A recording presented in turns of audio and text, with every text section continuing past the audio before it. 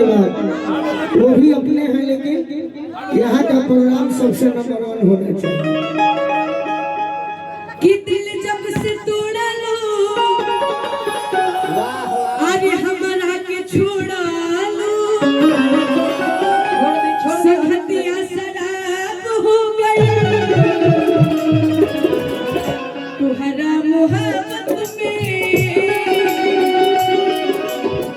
ये जिंदगी खराब हो गई तुहरा मोहब्बत में ये जिंदगी खराब दिल जब से तोड़ा लो हमरा के छोड़ा लो दिल जब से तोड़ा लो तू हमरा के छोड़ा लो संगतिया शराब हो गई तुहरा मोहब्बत में पगला के हो गई तुहरा मोहब्बत में ये जिंदगी खराब हो गई। तेरी बेवफाई का हम तोर भोगी लगली तेरी बेवफाई का शिकवा करूं तो ये मेरे मोहब्बत की तौहीन होगी तेरी बेवफाई का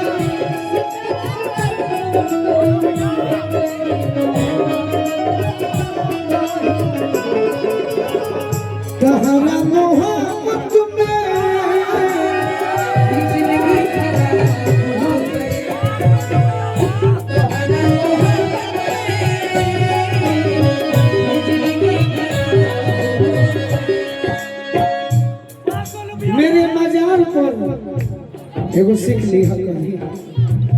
मेरे मजार पर दीपक जलाने आए ये मेरे मजार पर दीपक जलाने आए दीपक बुझा के चले गए इतने बेदर्द सनम निकले कि दीपक का तेल भी अपने सर पर दबा के चले गए याद में जब जब खोई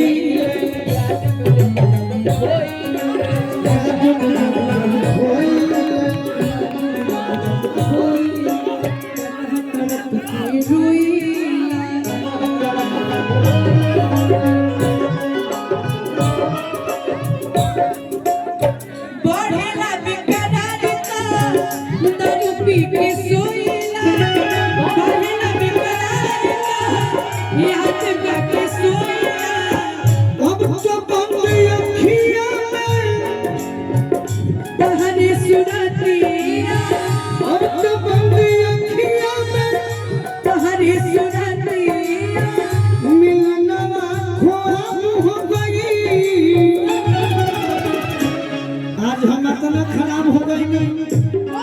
कि आर्यन के पकड़ ली हलो हमारे के फालतू जान गई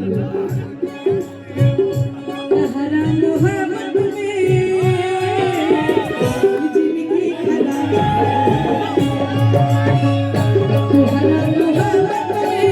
ये जिंदगी खराब हो गई।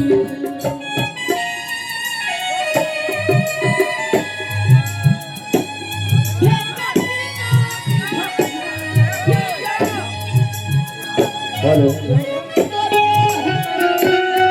हां बेजू बा तोहरा खातिर हमर वाइल रहे प्यार काल परसो निकाल रहे भुला गइल वैसे कैसे आइल रहे प्यार काल परसो निकाल रहे भुला गइल वैसे जैसे भाई ये जिंदगी खराब हो गई। हेलो